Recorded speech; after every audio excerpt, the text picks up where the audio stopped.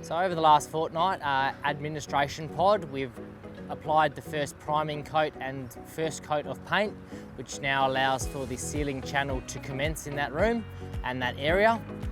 In therapy, we are finishing off the flushing and sanding with painting starting tomorrow, and then ceiling, grid and channel after that.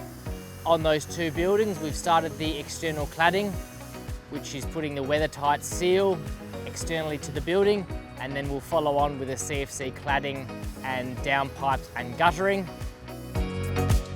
We've completed the roof installation on IPU, administration and therapy, and now installing the roof cowls and mechanical penetrations through the roof cladding. In the IPU West, we've started to close up walls. Further down on IPU, in IPU East, we're continuing with wall cladding, sheeting and installation of services.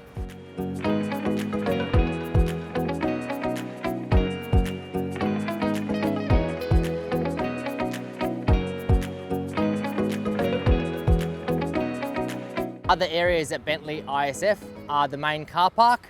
We've started installing the limestone and grading and rolling that, with curbing and primer seal starting later this week. Today was our final major concrete pour on the site.